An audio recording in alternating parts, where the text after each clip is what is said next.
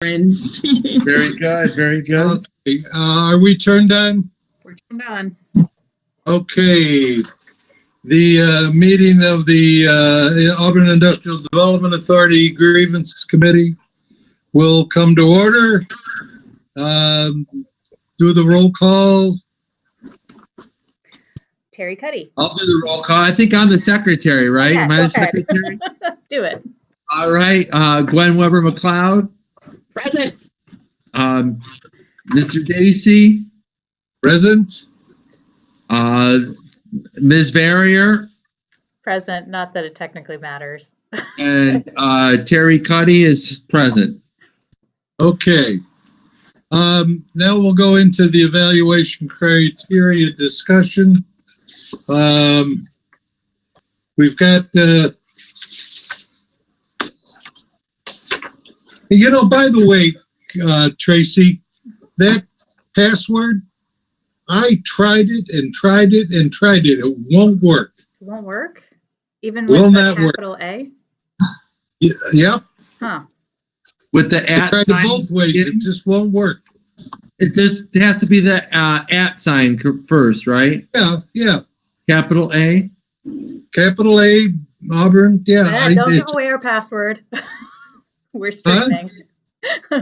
This is going on YouTube. Let's not give away our passwords. I won't give up on it. I'll keep trying. Yeah, I don't know why that wouldn't. I wonder if it's a setting or like a security issue with your on your laptop. Like maybe there's an extra firewall or something that's stopping it. Could be. Yeah. Anywho. Okay. Tracy, I'll turn it over to you if you'd like with the material that you sent out. Yeah, so I figured we could just take some time to kind of digest some of the conversations we've had with the board and start and look at some of the best practices that had been previously recommended a few years ago, and start to think about how to formulate our policy in a way that has more of the guidance that the board has been looking for, and start to develop a policy that we can bring to the board for review rather than just having conversations about the direction we want to go. I think having a solid document to go over will be helpful in terms of progressing that conversation. So I did send out these recommendations that had been created by a subcommittee of the EDC, the New York State Economic Development Council, that's focused on IDAs. And this was back when the evaluation policy first started. This was kind of a guiding document that they came up with, but it is by no means, something that we have to stick to exactly. We can definitely make some adjustments for our own priorities for our community. I did see that Terry had sent out some thoughts. So Before you do, Terry, I just want to clarify something. And this has been a bone of contention, especially with the public. Our title is Auburn Industrial Development Authority, but all of there, except for Troy, every other one is Auburn or is an Industrial Development Agency. Yeah. They still say Industrial Development, yet through the years that's expanded. It's the only one that really has the true title is the state, because it's economic development.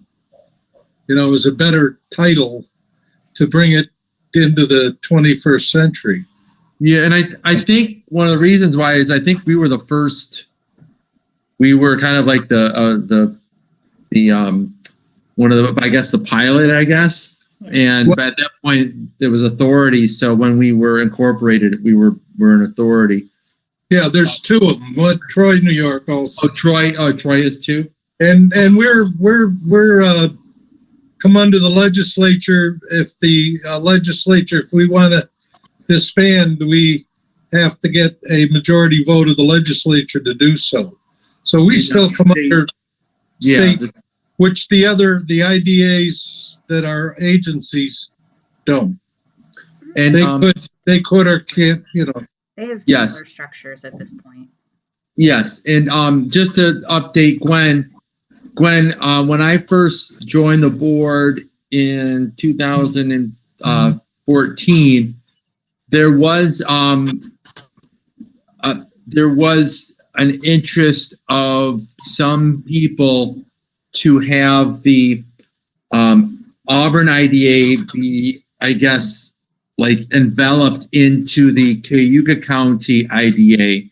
And we had a few meetings based on that premise, and overall the board, the AIDA board decided to remain an autonomous board. And because we feel, at least, I'll speak for the group that didn't want to become part of the CCIDA.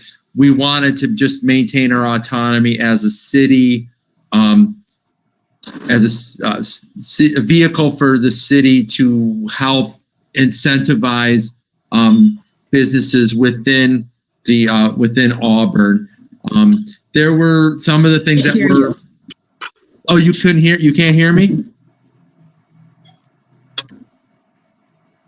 Can't hear you. I can hear you now. I lost you for a minute. John, I don't know if it's you or me. John, do you have your volume on, Gwen? John, buddy, can you stop the Yeah, I do. I can hear. Can you hear me? Because it's okay. One of the unique things, and to build on what Terry was talking about, when that was discussed, was being led by the fact that the county can do pilots in the city and the county. The city can only do it in the city.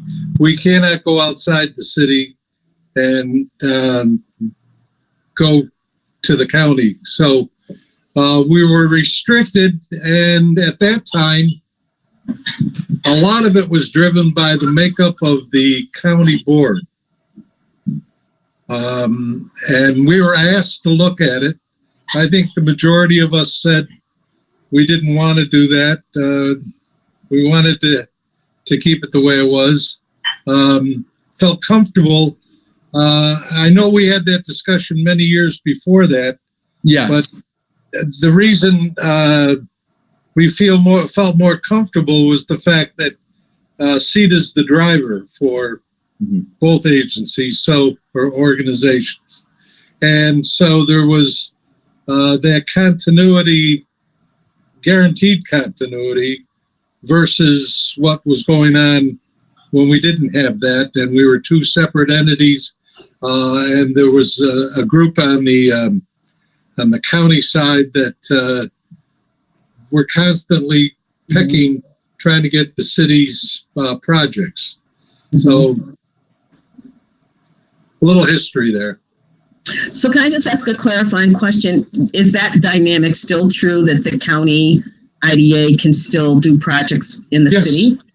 No. Okay. Legally, yes. Legally, the county can do projects in the city. Yes. In practice, CEDA works with the business to identify what site is the best for the business. And then if it's in the county, we bring it to the county IDA. If it's in the city, we bring it to the city IDA. So got it. Okay. In practice, it does not happen anymore. Legally, it could happen. Yes. So, so it's like an unspoken rule that, like, anything that CEDA brings inside the city, and that's ever since I've been on there, it's always been that way. There's never been any.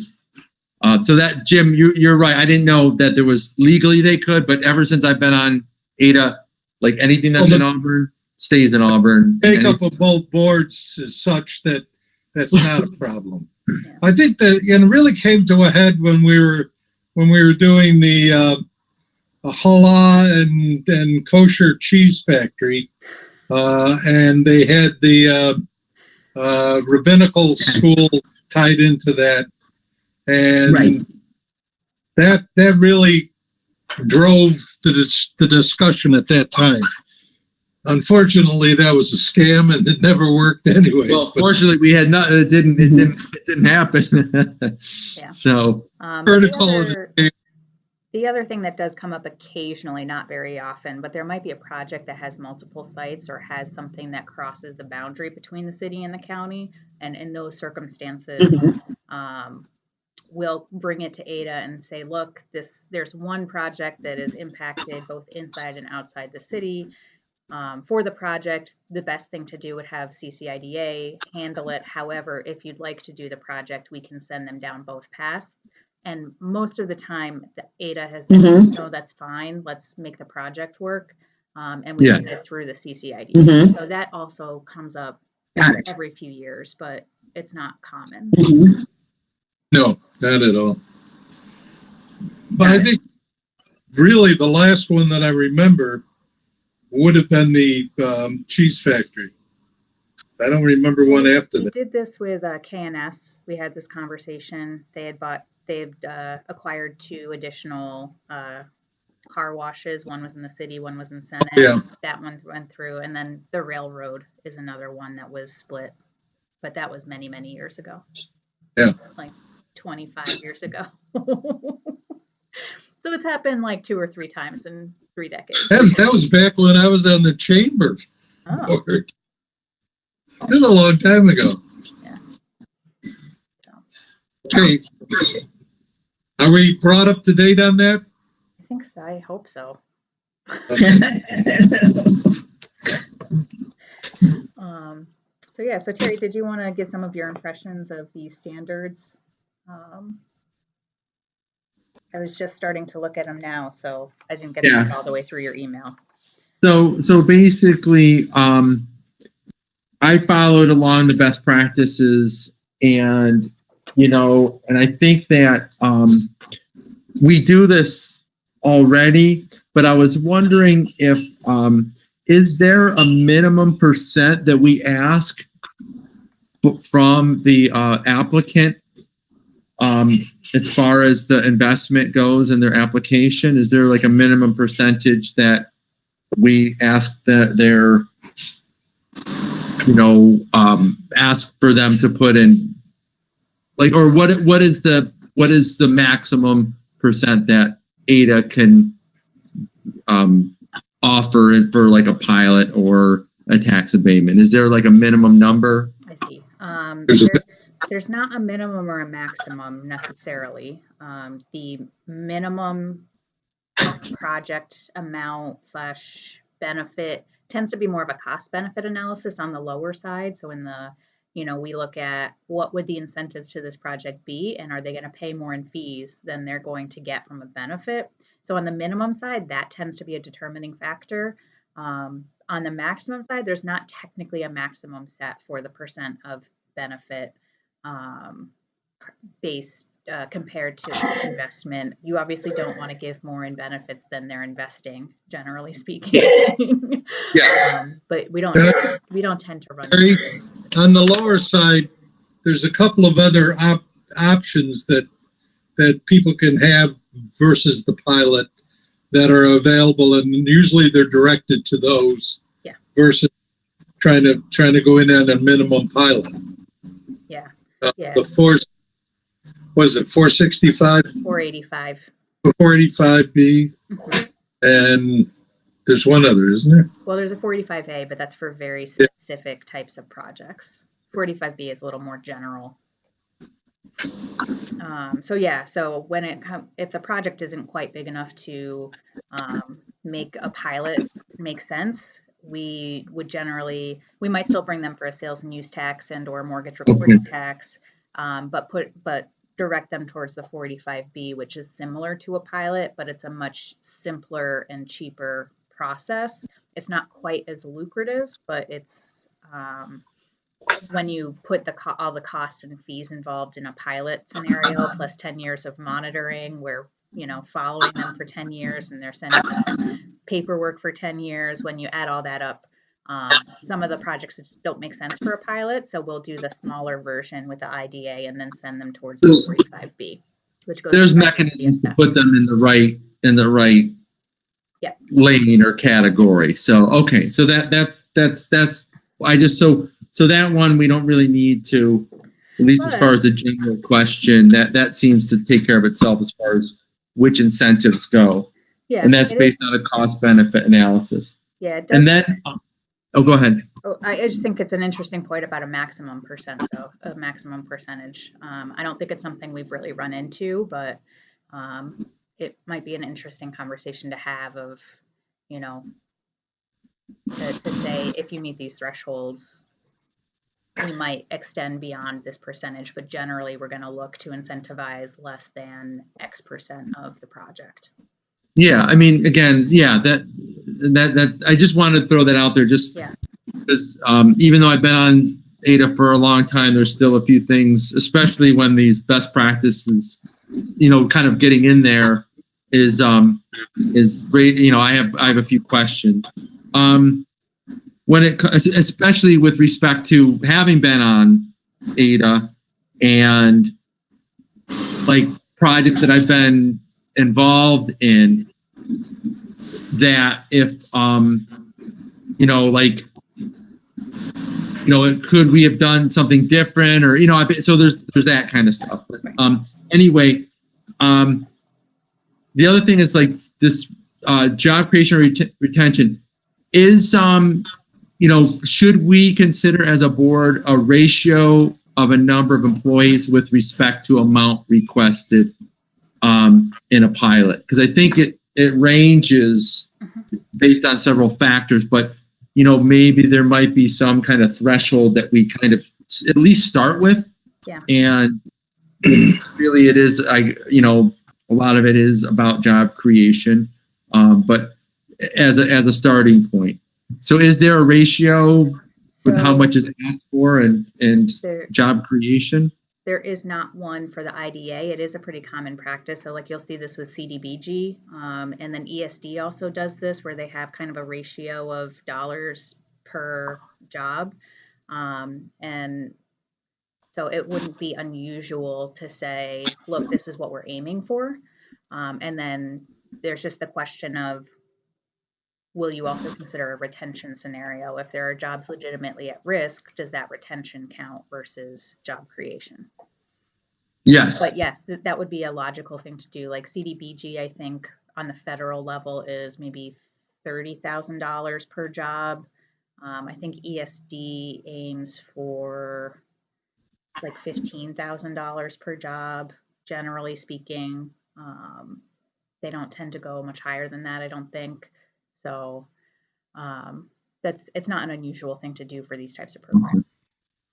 Even if it's not solidified in our criteria, maybe as a guideline to kind of at least those numbers, because I didn't know that those numbers existed, because I think that that's helpful to know like what other organizations do. So moving on, wage and salary consideration. Now, median wage, that is based on the geographic area. Is that based on the geographic area? Well, the Department of Labor puts that out periodically for different job types. There's a list, a number that's given to any specific job, and that number will have a salary or hourly wage or salary along with it, and that changes, but they usually put that out on a monthly basis. The New York State Department of Labor does it quarterly, and they typically do it by county. But we could probably get down to the city level on the U.S. Bureau of Labor Statistics. We could probably get down to the city level if we wanted to. So we've actually, I think for the most part, followed the county numbers because where you draw your employees from, they're not necessarily, the majority of them are from the city. So we look to the county numbers. It's quarterly now? Yeah, for the New York State numbers, they're quarterly, but I think the U.S. numbers are monthly. No, I think the state, I think they do on a quarterly break. They put it out on a quarterly basis, but I think they've got each month in there. So I think you can get it online each month. yeah. I'm imagining this is changing due to the increase in minimum wage. I mean, have we seen the uptick on wages in the community? Yeah, for Cuba County as a whole, average wages have been just generally, not industry specific, but average wages overall have been consistently increasing for a number of years. Okay. Side to those numbers, and that's both the state and the federal government, is that it's voluntary to give the numbers, to send them to the Department of Labor. There's a form that you can send in with your numbers on it if you want to participate. Now, like MACNY, almost every one of the companies that are in MACNY do it because they've just made a routine with that organization. Does the chamber do that? See, so it may not be the truest number, but it's the best number you're going to find available. Yeah. And when we've dug down by industry, we do see that there's disparities between industries, and that, technical industries are advancing much faster in this realm than, say, retail, maybe.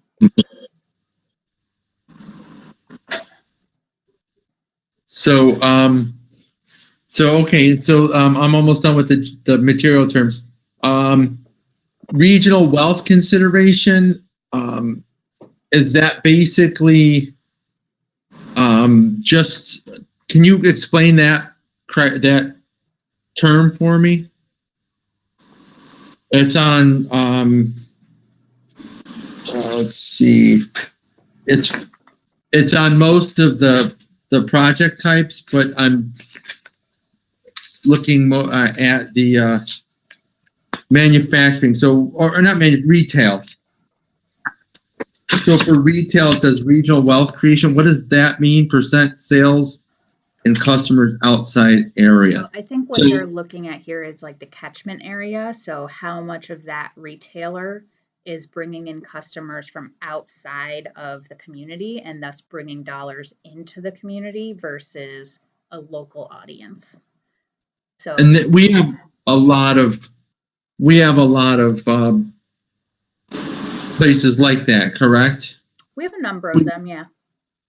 So, but not, so, and that would be, so that, okay, so that makes sense. So that would be, all right. So that was more of a question. Last, I thought about this as to add on to it.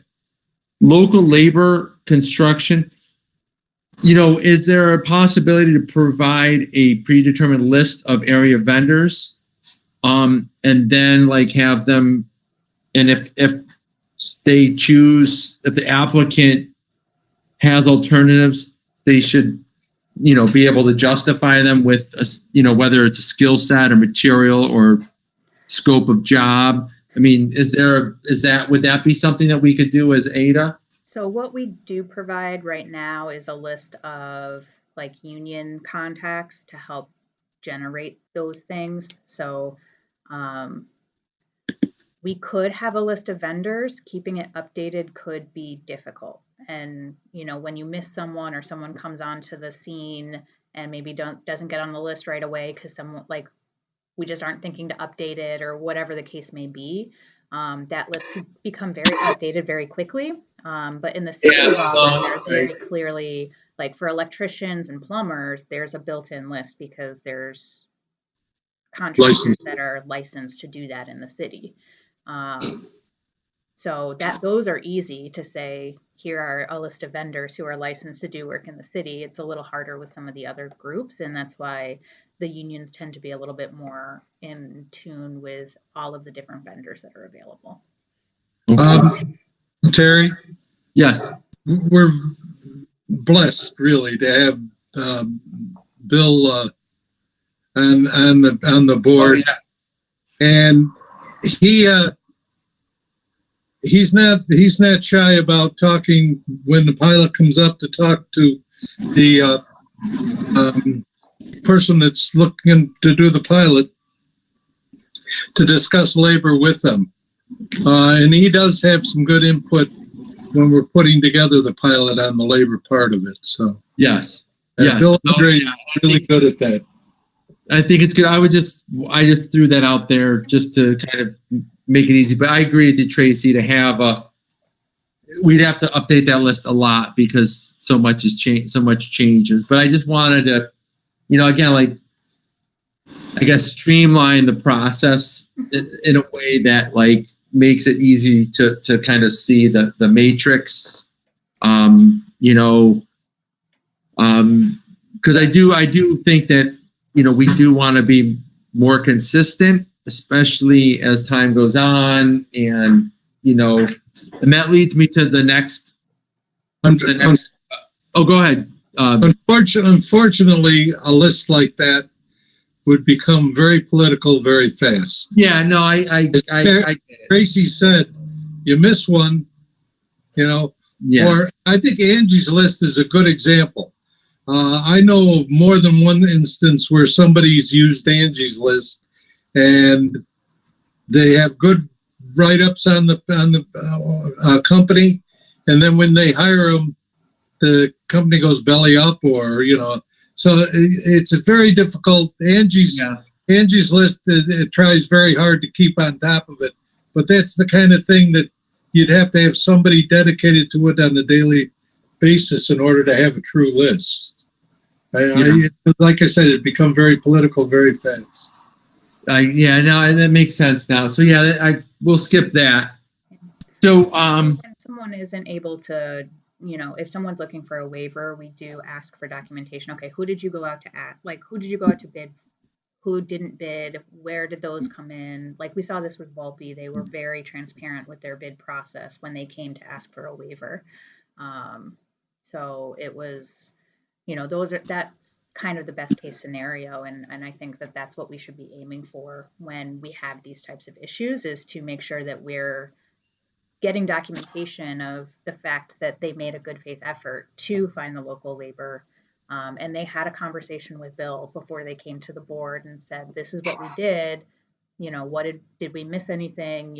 Here's where we're at, and we need to get the project moving.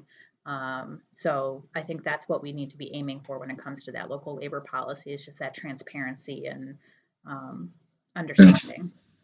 Okay.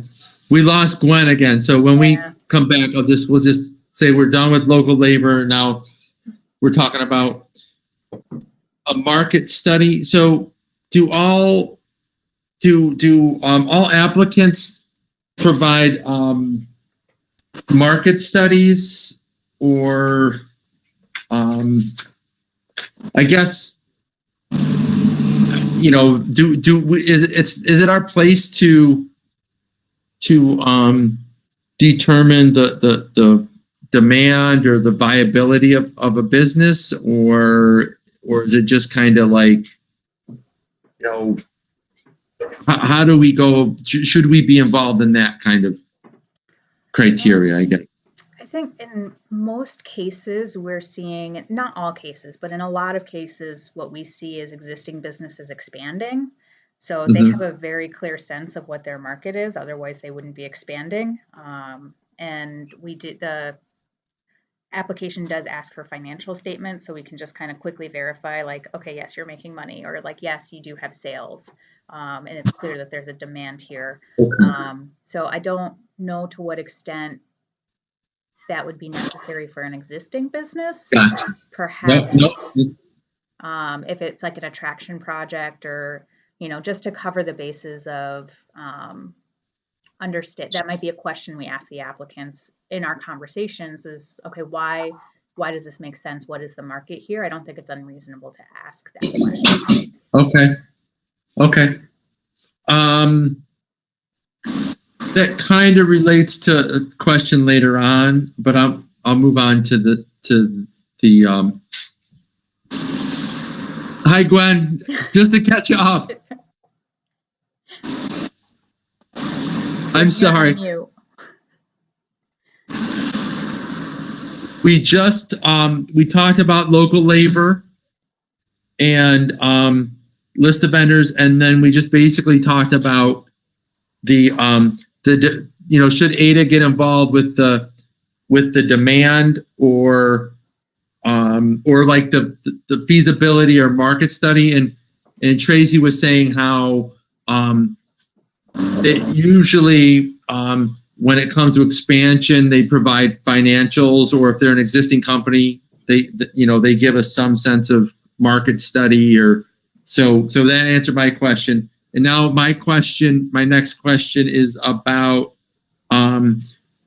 should we consider who the owner is, whether they're local or national or franchise, and is that something that we, and I think about like the not us, but another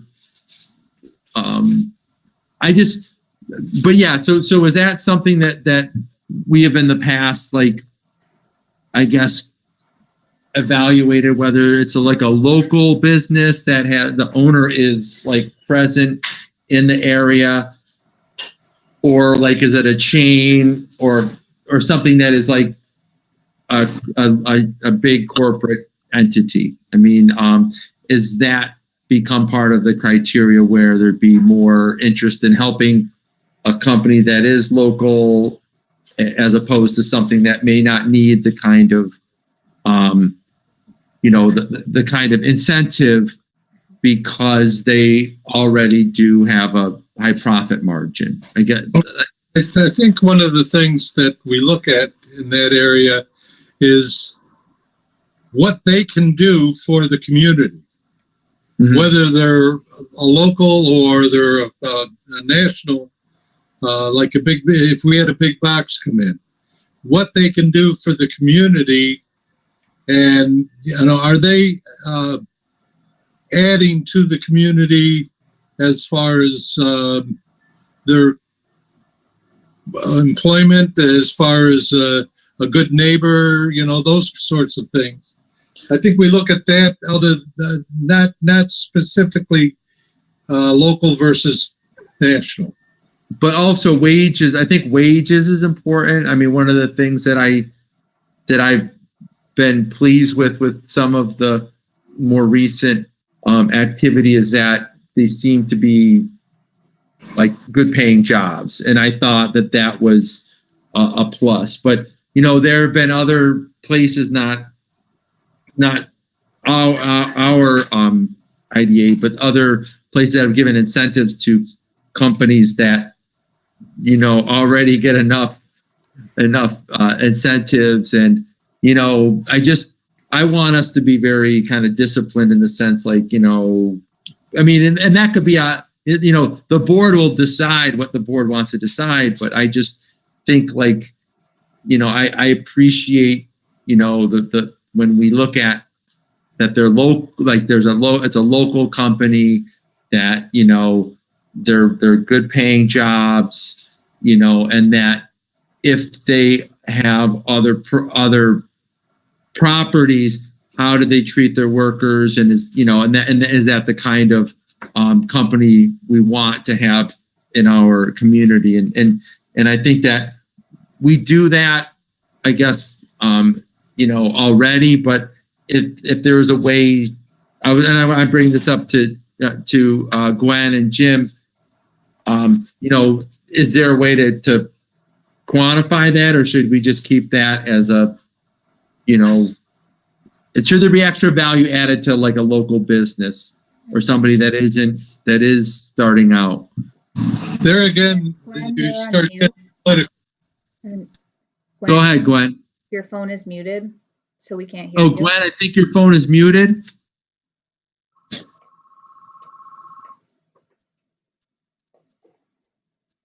I still can't hear you, Gwen. Uh-oh. Oh, there's the video. It's much harder on a phone to find all the buttons. Can you hear us? Let me see if I can do it. I'm unmuted. Can you hear me now? There you go. Yes, you're right. Yes, we can hear you. All right, good. I think you all need to like kick me off until Tracy runs the whole damn workshop. Excuse me, I'm like in technology help.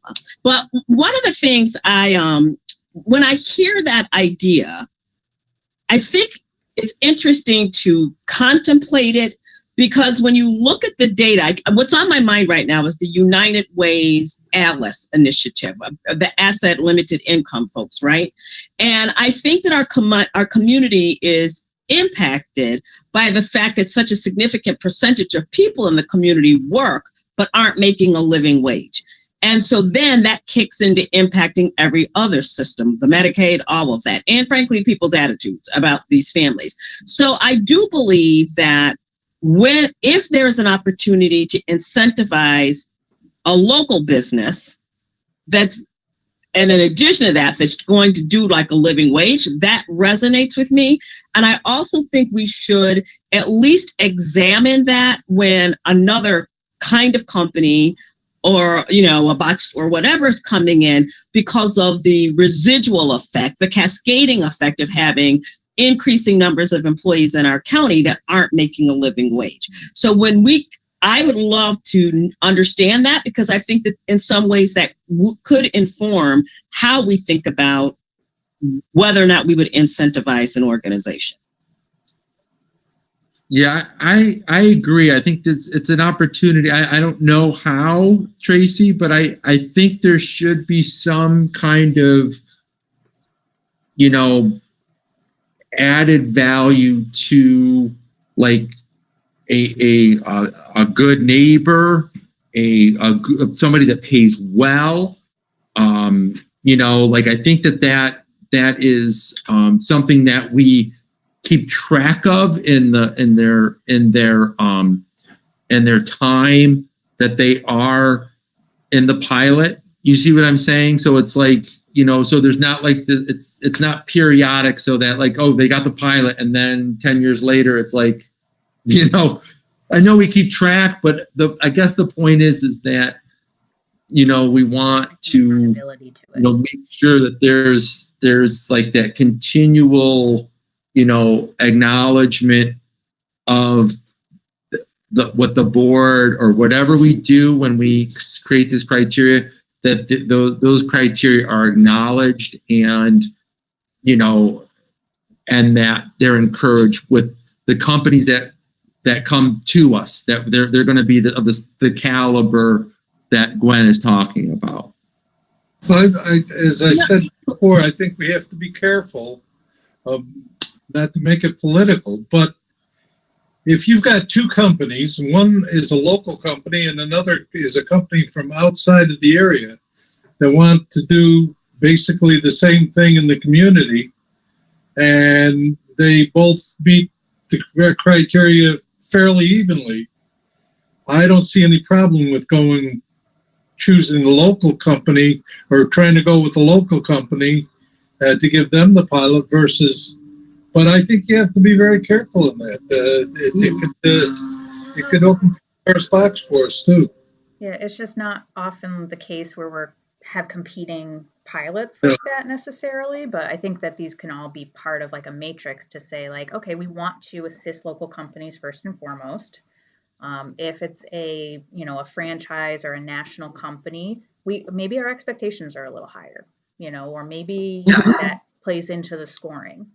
Absolutely. Like the expectations are going to be higher because they're not going to need as much. They shouldn't need as much incentive as the local person that doesn't have the resources of a chain or a large company with a board of directors that doesn't, that has much more capital. So I think it's important that we're, I know I keep referring to that mystery company that just got the, is moving the warehouse a few counties over, or the next county over.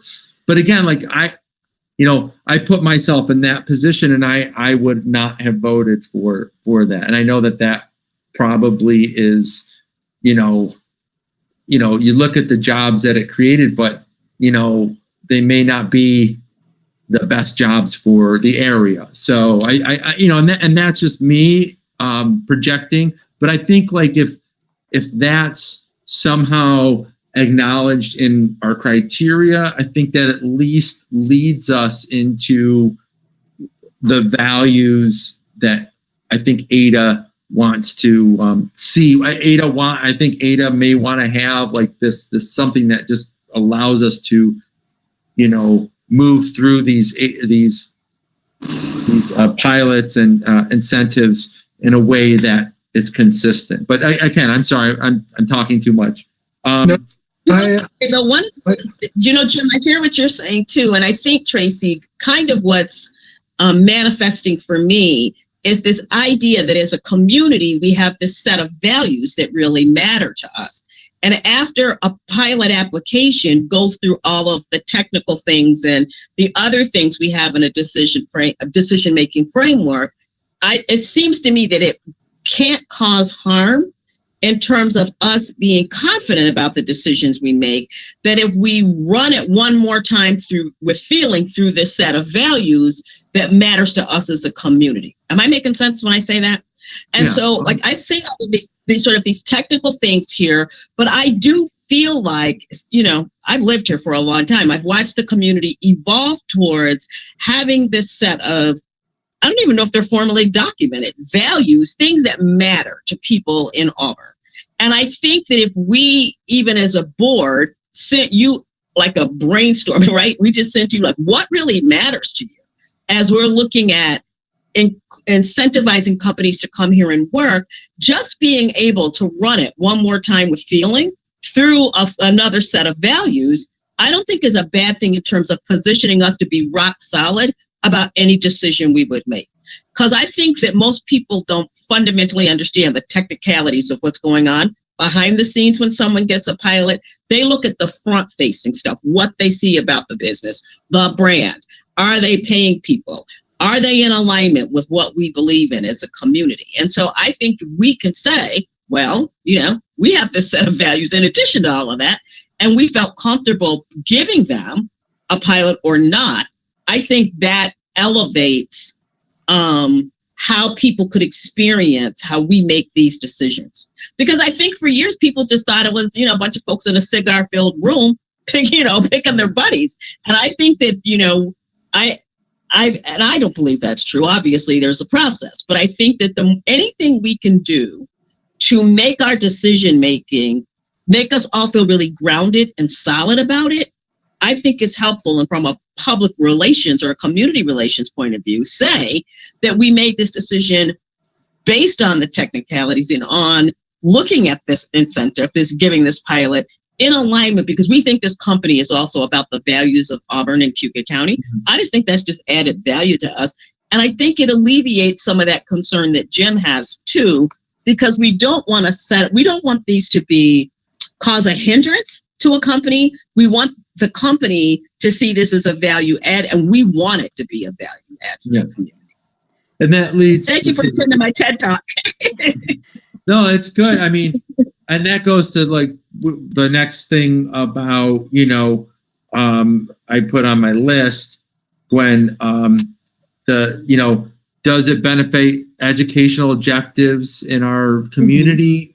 Housing needs. So I'm talking about also resident, like the right. Does it benefit housing needs without undercutting current capacity of subsidized housing? Because we don't, one of the things that we've had, in recent years, we've had residential pilots that don't yield like a workforce, but they may have some social function.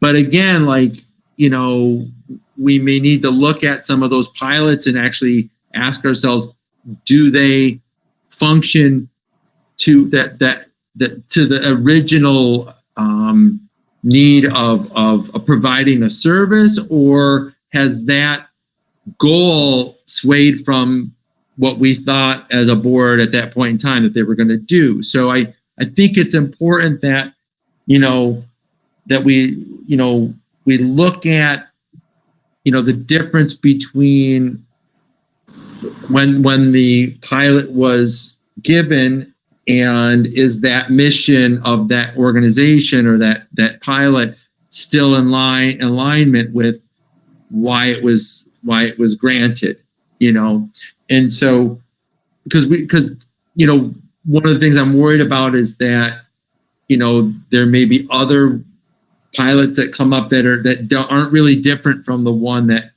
that may not have that same mission that we have. And I guess I'm going back to what Gwen was saying is like, we want to see, pilots that answer. So if they're this different, why are they different? And what's the value? And if they're the same and they're not providing that service, should we be giving that kind of pilot away? And that's up to the board. That's why things come before us. But I also want to have, us thinking about these ahead of time, because it really sometimes we'll have a monthly meeting, and there will be a business that is coming to us and they want us to move very fast. And I figure what we're doing now is creating a primer for future AIDA board, so that they kind of see what, how we can do this. Because as I said, I've been on it for, over 6 years, and I'm still learning things. So, but yeah, so these, go ahead. Just in the interest of thinking Time. quickly about next steps in terms of, how to deal with this with the board, might it be worthwhile to do a little bit of what Gwen's saying and like maybe putting together some values, some community values, and bringing those to the board, and just one by one going through them and saying, is this important to us as AIDA? Is this important? Paying a living wage, investing in education, having a corporate social responsibility policy, and donating to community organizations, and going down and like kind of prioritizing those values, and then also maybe providing a list of industries to say, are these the types of industries we want to support? What needs to come off? What needs to go on? And then to kind of almost having a guided conversation around these topics and then like having those quantitative things like the percentage, do we want to set a maximum percentage of an incentive, and then require that they meet more of these community values if they want to go above that percentage? That may be a way to kind of move forward and start to really pinpoint where these values are. Yeah. Just to remind you that when a pilot comes up, now there's been a couple of cases where we've been rushed, if you will, on a pilot. But for the most pilots, we go through and do our due diligence on these. I think we do it very well. And we've followed this criteria that we have here. I think it's a good idea to refresh it. There's no doubt about that. But one of the things that keeps on coming back to me as we go through this and the discussion is, you talk about local versus national, and would they be a good community partner, and would they meet the goals that we have as a community? And I think a good example is Nucor. Nucor is fairly good about their community involvement. They're fairly good about taking care of their employees. Maybe more than fairly good. They're good at doing those things. But how long should we give a company, especially a national company, pilots? Those are the things that it just can't keep on. We can't be a bank for a company. And basically that's what we are when we're giving them the incentives that we give them. It's funny to use this example because this application is coming at the next meeting. I'm sure. Yeah.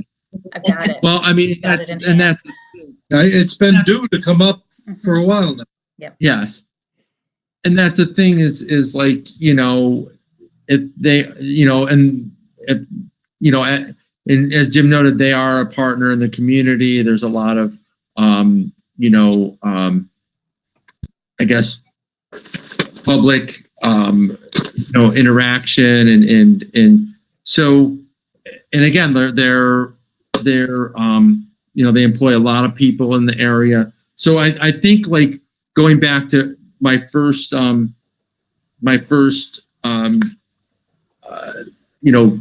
metric when we were talking about well, actually, Tracy, you mentioned the cost benefit analysis, how, like, I think when it comes to, the amount of employment, the amount of that's been invested in the community, that's always going to be on a case by case basis. But I do think what Gwen is saying, mostly for, like, having that those values included not only in businesses that are new, but also kind of saying, like, okay, what has a business that has been here that where we want to have retain the employment, and we want to, so that's a thing that we will consider if we want to continue. Well, when we look at that, it all goes back again to the criteria. I mean, if Nucor came to us and said, we're going to do X, Y, and Z, and we're going to put another 100 employees on. Yeah. Or 50 employees. They're going to add employees. Yeah. Fairly good paying jobs. Definitely, for our community, they're good paying jobs. Then that changes the dynamics of whether they should get a pilot or not. Mm-hmm. Because if it definitely enhances the community, it affects the sales tax. It affects, right now I believe the wages turn over 3 times. I remember when they used to turn over 7, but that doesn't happen anymore. So, we're talking about a lot of money that would be coming back into the community. And interestingly enough, a goodly amount of the employees at that company do live locally. So, it is to our advantage. If those kind of things happen. But if they're not going to do a lot of employment, and they're going to do a lot of automation, we may want to look differently at that. But that's another day. Yeah. What's interesting about this to me as a newbie, so you all are perfectly welcome to tell me if I sound cuckoo and Cocoa Puffs, because I could, is that in some ways, as I'm hearing this, with kind of what's coming up in my mind, is that it kind of seems like we're just inviting ourselves to think at a higher level and even more strategically about what we want the impact of giving a pilot to a company to be, right? And I think that, at least from my outside looking in, that it would be easy to only think about that in a monetary kind of way. But I think, Jim, like, I hear what you're saying, with regard of if somebody's adding more jobs and we know they're going to be making a better wage and those people are going to be turning that money over in the community, I want a pilot to have that impact on a community. So I think on the front end, when we're assessing it, we want to think about that. I think when someone's had a pilot for a while and they're coming back, if we have sort of this set of values, and if, Tracy can help us with this, if we could start to understand what's trending in the community, we could start to invite a company that wants to extend a pilot, or however, I'll learn the lingo, to also be aware that these other things are happening in our community, and how would helping them through a pilot help our community do these great things that we say we're wanting to do. I just think it's like being open, like understanding our baseline criteria, making sure it sounds like that, aligning those things with our community values.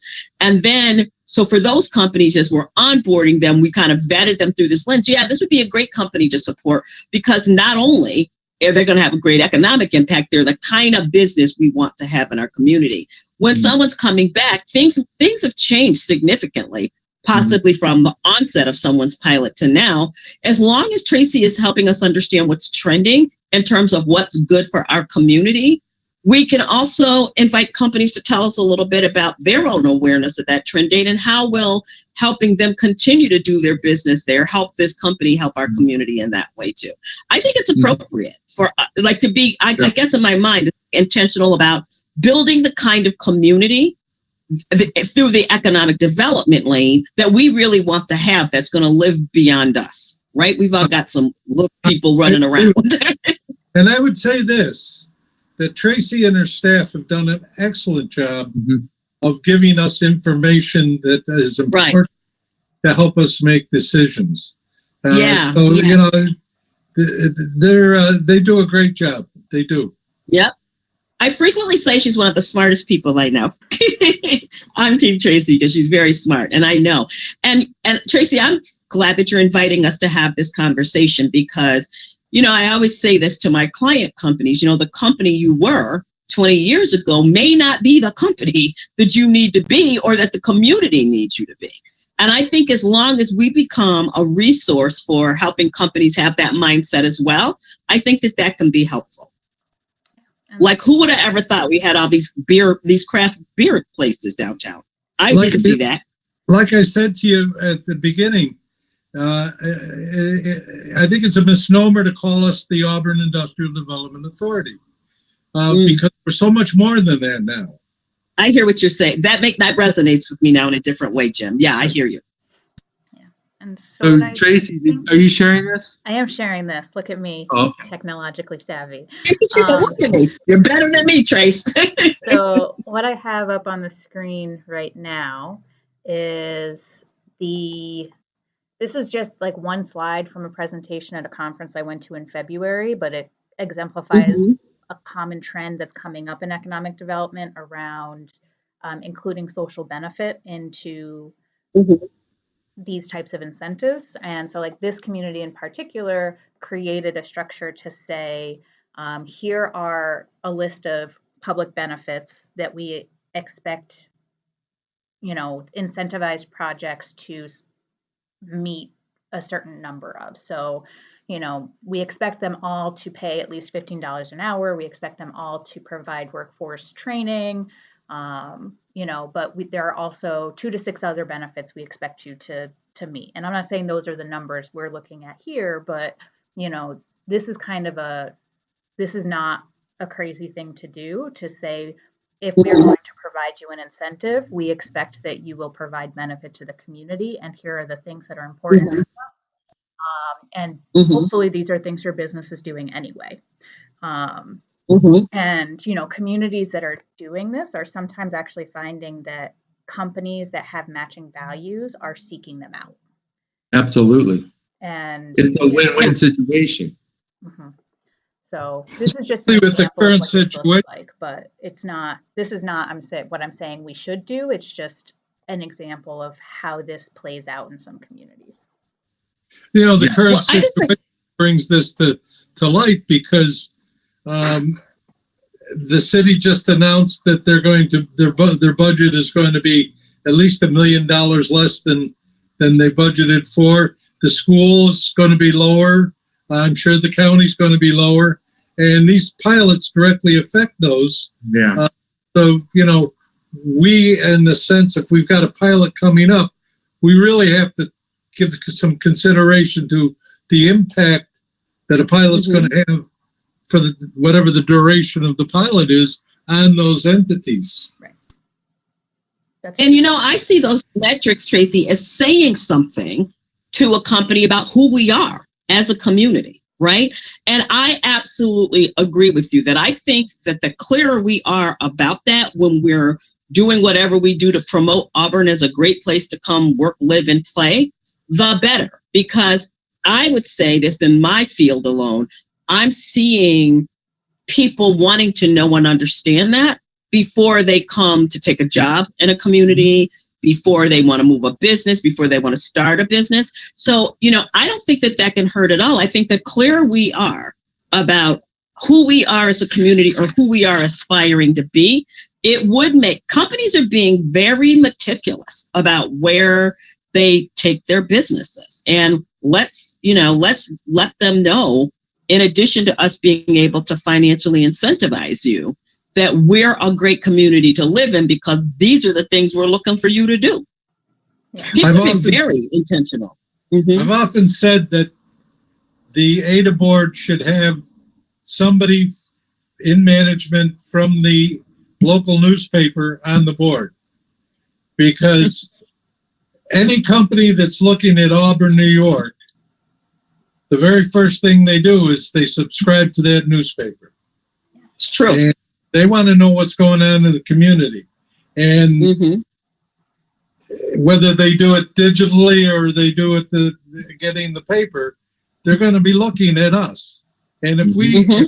if we don't show that we are progressive, and the way you show that is through the newspaper, Mm-hmm. I think that that would have that has a definite impact on businesses coming into a community. Jim, I can attest to that. It absolutely does. It absolutely does. It absolutely has that kind of impact. And I think about that all the time as the kinds of things that are going on just out of the county ledge right now are going on. I often think to myself, if I was a business person sitting at the Hilton Garden Inn reading the local newspaper, I'd be thinking, what the hell is going on in the burn? I would really be thinking that. And I work all over the state and I travel on business. And when I'm in other places in New York, people say stuff to me just based on interactions with the county ledge at various points all the time about doing business in Auburn and how hard it is in any industry. And so I'm totally with you, Jim. I don't think that the paper needs to sugarcoat anything, but I do think that, I think that that's where creating opportunities to have across the table conversations with every single sort of entity that impacts someone's perception of Auburn. I think it's important for us to think about that, because imagine you being in Auburn on business over this last week and the front page story is what's happening in our county legislature right now. And every company I know has some sort of diversity, equity, and inclusion clause, or if not, they're receiving a form of funding that requires them to sign something that says they don't discriminate, and that's the story. And so I don't want to talk about the politics of that. I totally hear what Jim's saying about that, because that's where people get their impressions. And I hear stuff all the time. I'm like, that is but a grain of sand on what everything Auburn is. However, I understand why you would say, are these people nuts? So I love the idea, Trace, and I would kind of, maybe what we do is show that slide as a way to get people's juices flowing, right? Or I would trust you as our director to put forth a list of things you think would be important based on your wealth of knowledge and what you see trending, and allow us to react to it. Because then I think that'll get our juices flowing, and we could say, what's our general reaction? What would you add something? Would you delete something? So we kind of sift through it. I think that would be an interesting conversation. Yeah, and I think one thing to just be cognizant of is finding the balance between, we certainly don't want to make an incentive into a disincentive. Exactly. But, I hear you. To say, here are our values. If you can meet a certain number of them, which are, again, hopefully things that you do as a business anyway, hopefully at the end of the day, businesses are like, oh yeah, I already do that, and that, we're good. And for the businesses that don't check those boxes, it's a larger conversation, but it can certainly bring forward a list from this conversation, Terry, from your notes. And if there's anything else that you have mulling over, just send them over to me and I can bring something to the board to react to. I don't want to make more work for Tracy, but it would be wonderful if she were able to do an op-ed piece every month in the paper. I will tell you this: Chris Sholometti at CJS Vineyards has one in every month, and he's been doing it for several years. You know that we do, right? Huh? We write an article every month. I don't see it. Yeah, we're supposed to. I get digital. No, it's paper. one Thursday a month. Every 4 weeks, we have an article in the paper. Half the time I don't see it then. Yeah. They don't put it in. They Or put it's it not in the They digital. definitely put it in. Okay, promise that's you. great. I apologize. Tomorrow is Leadership Cayuga, actually, because the CETA staff did not have the capacity to write an article this month. But there's going to be one about Leadership Cayuga tomorrow. Last month we did one about, what did we do last month? Oh, addiction. And we wrote a follow-up on Charlie Mills and his business and the success story of someone in recovery building a successful business and employing I have people to in acknowledge, recovery. I really wasn't aware, It's us. because people do see that. I have had so many people say to me, I didn't even know that there was that many wineries in Cayuga County. Yeah. And he started putting that article in, and then people started following it. And it's helped the tourism. Yeah. Especially, Trace, I'm sorry, Terry, go ahead. No, go ahead. No, I was just going to say, I hear what you're saying, that we don't want to create a scenario where companies like, are you kidding me? How many of these boxes do I have to check? And so I also think, Terry, there's a way for us to use that internally as a decision-making device as we're going through, because I think if on the front end, if we say to a company, our application is guiding them to give us certain types of information, I think that if we prompt them a little bit, with just a couple of sentences that says, this matters to the AIDA board, then in their presentation to us, if they just bring it forward, it'll also give us an opportunity to decide, are you just, being performative, or is this something you really do? So I think if it becomes more of an internal decision-making tool, it's sort of like how you get those extra points if you're a veteran, right? Then that is just something for us. It doesn't have to be that front-facing, I think. Yeah. And Gwen, it's like, the other thing is it actually may be even good for them to give them almost like performative notes to see if they can like hit those, because there have been times where I'm like, what are we going to do? What are we going to do? Because it's like, it's just not there. So I think if they know up front what this board is interested in, and not qualify it in this way that is a disincentive, but at least, because as Jim said, the community has in recent years wants to project a face of, we are open for business.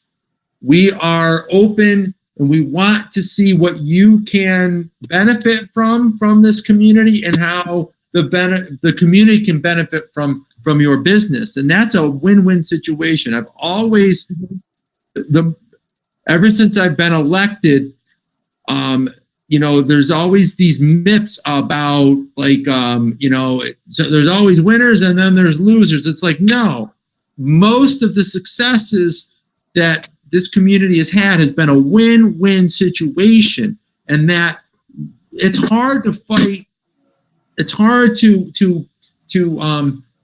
communicate that, because it's such ingrained in our society that like there's this kind of dialecticism. But I will say this, that we have seen the benefits of projecting a company or a community that is hungry for business, that wants to be a part of our community, and that we're continually partners for their success and the success of the community. So I think if we can project the win-win element of what our role is, then I think that will begin to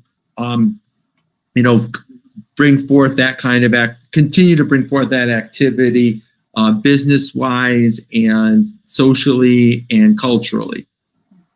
Well, I hear what Jim's saying. I think that partially what we're up against is still, and I'm thinking about this, Jim, in relationship to the name of our organization, is that I think we're still up to, in certain pockets, this mindset that these big manufacturers are going to come back to Auburn and save the day. And I think that's great when that's true. But we're also watching younger entrepreneurs bring up, we talked about this last time, right? all kinds of other businesses. And in order to bring up the kinds of businesses they are, people almost have to work in more collaborative kinds of ways and develop some partnerships. And you see other businesses springing up to support these other businesses. So part of what I think we can do when we're marketing AIDA would be to highlight, and I'm Tracy, I'm sure you do, because you're like smart and think about this way, but to highlight that one of the hallmarks of doing business in Auburn is that we believe that companies can get into win-win situations, and that we believe now, I'm just freestyling right now, and that we believe that collaboration in helping a business be successful is really critical. And I really see you, Tracy, that's kind of what I see you doing in my early time here with you, is sort of putting things together that enables a company to get what it needs to win. It's like Jim was saying last meeting, like what other businesses, promoting the other businesses in the community that can help that company be successful. And so some of what we have to do, we can do slowly but surely, is cause a paradigm shift by how we behave and how we discern how we want to support people. Because there's got to be about 7 generations of people in this community. There's a whole bunch of McLeod descendants around here that are, so. Yeah, once we get through the metrics and the values, the next conversation is how do we expand our services to smaller projects like we were talking about, Terry. To make it more viable to utilize these for smaller businesses. So that's the next conversation. You guys. And I think the other thing is the board.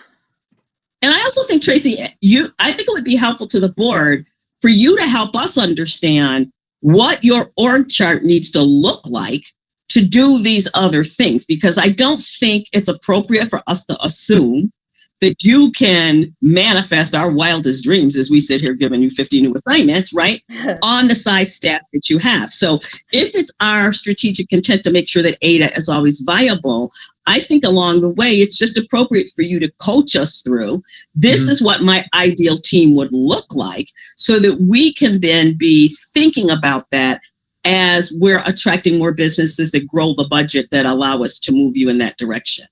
Are you getting what I'm saying when I say that? I'm watching a lot of companies and organizations, espousing all this stuff they want to do with the same staffing pattern they had 10 years ago. And it's not possible.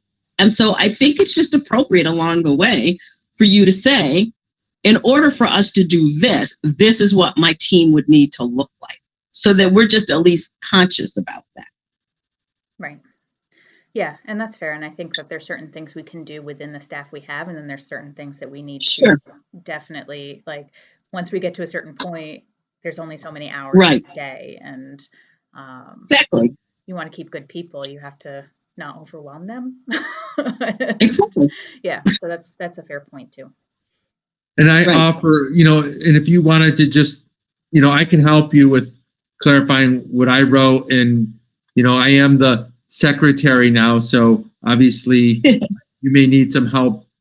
I may need some help from you to kind of fulfill that role, but just, if you want to call or email, and I can help with that too, since obviously you are short staffed, and I have more time in the summer to help you with that. And, and again, you're the guide. I'm just I can just do some of the legwork. Yeah, and I'll you're a spirit. Call you to go through some of these other notes too, as I read through them, and just make sure I understand what you're referring to in some of these notes too. Well, you know what? Thank you very much, because I think this was very productive, this meeting. Yeah, great ideas. We were able to talk through some things, give people some things to think about. And I like the idea of what Tracy said about getting it out to the full board and get their input also. Can I have a motion, please? Motion to adjourn. All those in favor? I got here in time to do that. Aye. Opposed? Thanks a million. Great. Thank you. Great. Have a great holiday weekend,